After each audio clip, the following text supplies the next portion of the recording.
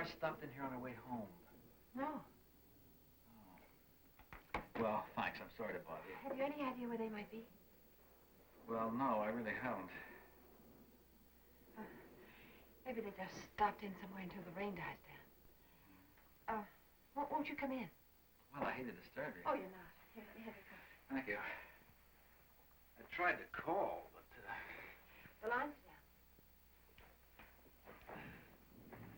Please.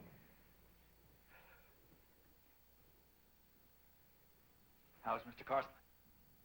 He's fine. He's working late. I'm sorry to barge in on you like this. When I tried to call and found the lines were down, I just felt so ineffectual. I hope I'm not keeping you from something. Oh, not at all. Sit down. Actually, I'm glad to be saved. I'm forever dusting and rearranging the books at the shop, so when I get home, I consciously avoid doing anything at all about my own. You should see my checking account. Ah, The Psychology of the Deaf. This must be part of Allison's new reading material. Yes, it is. You know, this is the first chance I've had to tell you how much I admire Allison. She's a unique, gifted young woman. In many ways, extraordinary. Yes, she is, Mr. Schuster. In many ways, very extraordinary. Yes, I know that.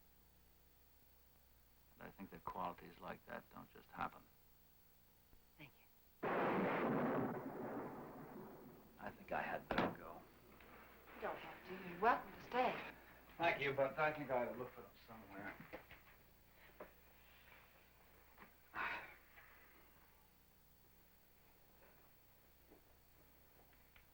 I feel reassured. I hope you don't mind my saying that. No, I feel reassured, too. Good night. Good night, Mr. Schuster.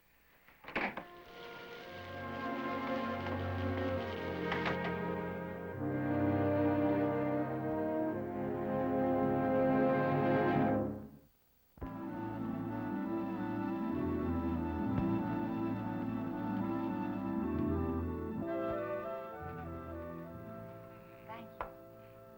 My, this is good. It was almost worth risking the storm for. I have no idea why I wanted ice cream on a night like tonight.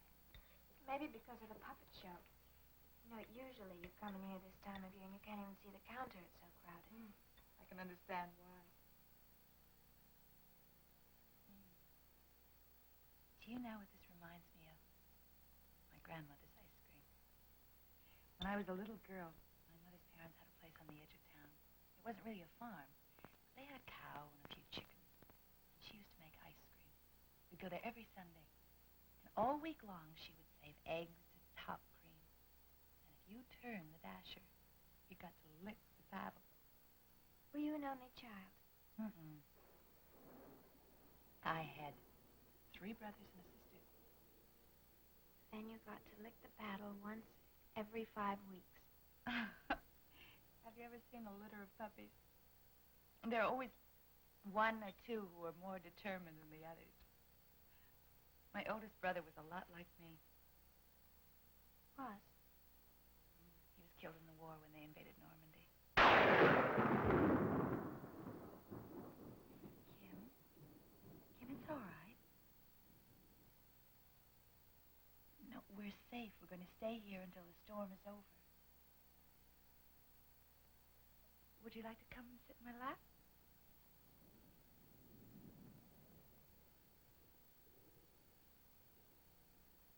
I think she's frightened of the lightning. Yes, I suppose so. Yeah, it's all right, baby. There's nothing to be frightened of. You're all right.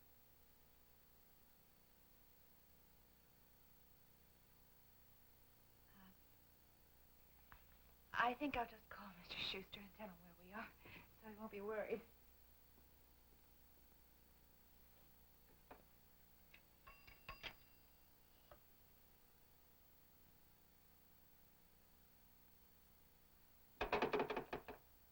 I can't get the operator. Oh, the lines must have blown down. The same thing happened last year.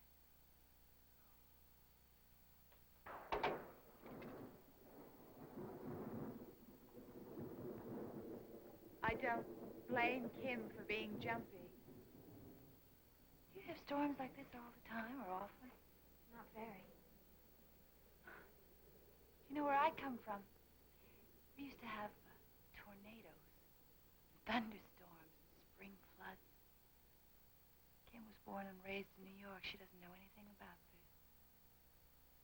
And I've lived there for such a long time, I'd almost forgotten all about it myself. Doesn't New York have thunderstorms? Mm-hmm. But you're so far removed from nature that it just doesn't seem the same. You look down and you see asphalt, and you look up and you see skyscrapers and lightning. That was something that hit the Empire State Building X number of times. Did you like living in New York? Oh, I loved it. Did you move there when you got married? No. A week after I graduated from college, I shared an apartment with 3 other girls before I married David. Not the same 3 roommates. Somebody was always moving in or moving out or getting married. But it didn't matter. There was never a shortage of roommates. Every June brought a fresh crop of bright young hopefuls to New York City. I'd love to go to New York sometime. Just for a little while anyway. Oh, Allison, you would love it. You would just love it. It's the only place in the world to be young.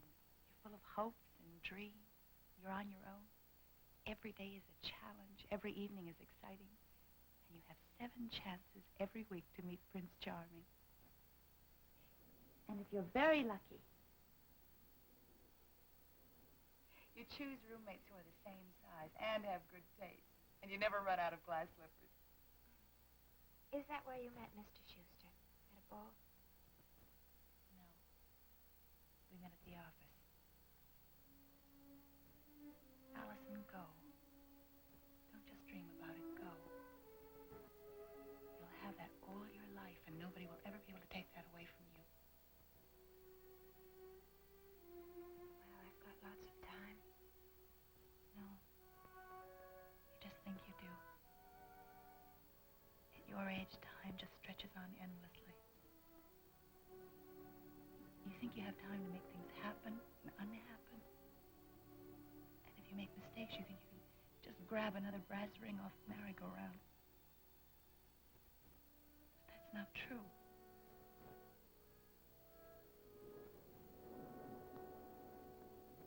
One day, you look in the mirror,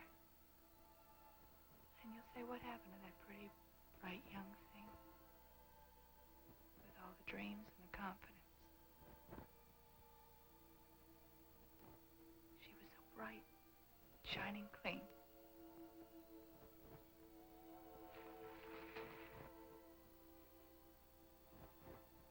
I think Kim has fallen asleep. Well, Kim is lucky. Storm is over when she shuts her eyes. Mrs. Schuster. Allison. I love her. I know you do. But Kim doesn't know that. After 8 years of wishing her problems off on other people. Poor baby. I haven't had very much luck with your parents. But you've been very lucky with strangers.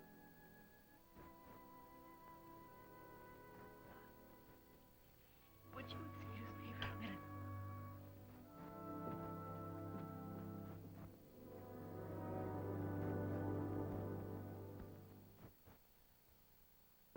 Preview from the continuing story of Peyton Place.